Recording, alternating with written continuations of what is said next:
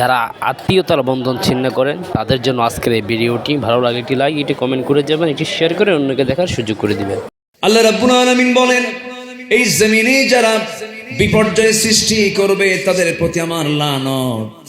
এবং সাথে আরেকটা অপরাধ আল্লাহ পাক যোগ করেছেন, যারা আত্মীয়তার সম্পর্ক যারা নষ্ট করবে, আত্মীয়তার সম্পর্ক নষ্ট করে ধর্মের বোন বানায়, ধর্মের ভাই বানায়, ধর্মের মা বানায়, বাপ বানায়।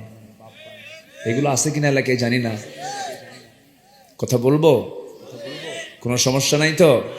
জোরে বলি ইনশাআল্লাহ। ধর্মের বোন বলতে কিছু ইসলামে নেই, ধর্মের ভাই বলতে কোনো ইসলামে কিছু নেই।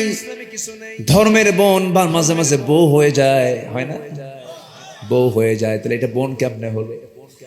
বোন তো বোনই, সারা জীবন বোন হয়ে থেকে যাবে, সে কখনো বইয়ের মর্যাদা পাবে না, কারণ সে হচ্ছে মাহারাম। নিজের বোনের কোনো খবর নাই, নিজের ভাইয়ের কোনো খবর নাই, দূর সম্পর্কের কেউ না তাকে ধর্মের ভাই বানায়া তাকে কাছে টানতেছে, না না, সে আপনার মুসলিম দিনই ভাই হবে, কোনো সমস্যা নাই। কিন্তু রক্তের বন্ধন যারা ছিন্ন করবে, লা ইয়াদখুলুল জান্নাতা কাতিউ রাহিম, আত্মীয়তার সম্পর্ক ছিন্নকারী কখনো জান্নাতে ঢুকতে পারবে না। জোরে বলি নাউযুবিল্লাহ। এই ব্যাধি কি সমাজে আছে? আছে না? তাহলে কি না বলাই ভালো নাকি? বলার দরকার আছে না? আচ্ছা আমার বন্ধুগণ, বোনের সাথে ইচ্ছা করে সম্পর্ক নষ্ট করে ফেলে ভাই।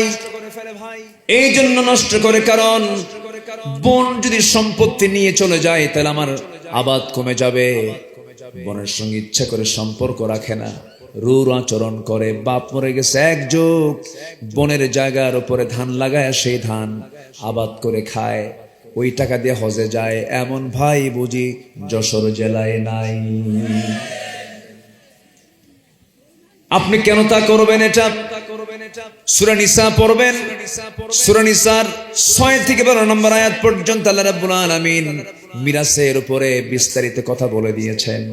যেদিন বাপ মারা যাবে সেই দিন মেয়ে যেমন সম্পদের মালিক হবে, ছেলেও তেমন সম্পদের মালিক হবে। ছেলে পাবে 2 বিঘা, মেয়ে পাবে 1 বিঘা। এটা নির্দিষ্ট করে দিয়েছেন তিনি আমারকে, লিযযাকারি মিসলু হাযযিল উনসাইন, লিযযাকারি মিসলু হাযযিল উনসাইন। ছেলে যা পাবে মেয়ে তার অর্ধেক পাবে। কিন্তু তা না দিয়া ভাই করে কি মাঝে মাঝে কৌশল করে বোনকে মাঝে মাঝে দাওয়াত দিয়ে নিয়ে চলে আসে, দাওয়াত দিয়ে নিয়ে চলে এসে জামতলার মিষ্টি খাওয়ায়। আছে না জামতলার দিকে? আসলে আশেপাশে তো থাকার কথা, আপনারা না খাওয়ালেও খবর তো আছে আমার কাছে। আচ্ছা, এমনি মজা করলাম। বোনকে নিয়ে আসার আগে সাদেক আলীর জামতলার মিষ্টি, এরপরে নাটোরের কাঁচাগোল্লা, বগুড়ার দই, এরপরে টাঙ্গাইলের চমচম, কুমিল্লার রসমালাই, যশোরের খই, সবগুলো এক জায়গায় কইরা বোনকে জন্মের মতো খাওয়া দিয়া, পাম্পট্টি দিয়া, বাম পাশে বোনকে বসায় দিয়া কানে কানে বোনকে ডাক দে, বলে বোন আমার একটা কথা বলি কি, অংশ নিলে কিন্তু ধ্বংস হয়। দেখছেন কি ওয়াজটা দিল? বদমাইশ ভাই, এরকম আছে না নাই? আচ্ছা, অংশ নেওয়া যাবে না, ধ্বংস হয়ে যাবে। কি মারাত্মক ভুয়া কথা বলে ফেললো! না না, এমনটা করা যাবে না। আল্লাহ তাআলা এই হুকুমগুলো বলে আয়াতের শেষে বলেছেন, তিলকা হুদুদুল্লাহ, এগুলো হলো আমি আল্লাহ আমার সীমানা। অংশ বন্টনে কম বেশি করবা, জাহান্নাম তোমার ঠিকানা হয়ে যাবে। তাহলে আমরা আল্লাহর লানতের আওতাভুক্ত কারা? 1 নম্বর জানতে পারলাম, যারা আল্লাহর জমিনে যারা ফিতনা সৃষ্টি করবে, বিপর্যয় সৃষ্টি করবে। নাম্বার 2 হলো যে সমস্ত বান্দাগুলো সীমা লঙ্ঘন করবে। নাম্বার 3 হলো ওই সমস্ত বান্দার উপর আল্লাহর লানত, যারা আল্লাহর আয়াতকে যারা গোপন করে, আল্লাহর কালামকে যারা গোপন করে, আড়াল করে।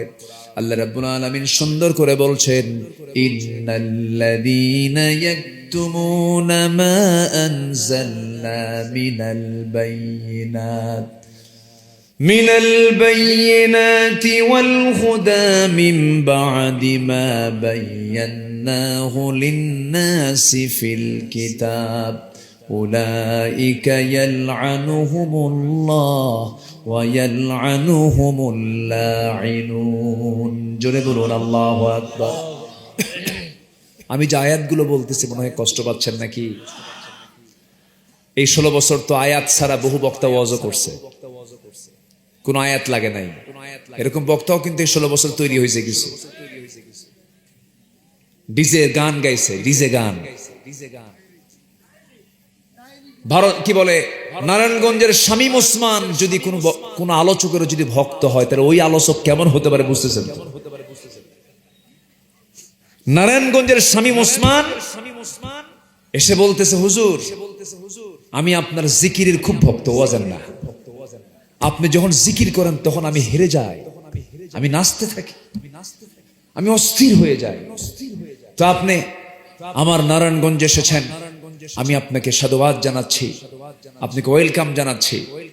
আপনি সুন্দর করে জিকির করা এখন শুরু করবেন, ওই জিকিরের তালে তালে আমি নাচিতে নাচিতে আমার বাড়ির পর্যন্ত চলিয়া যাইব। কি কথা কি বুঝতেছেন? এই বদমাইশগুলো বড় বড় আলেমদের বিরুদ্ধে কথা বলেছে।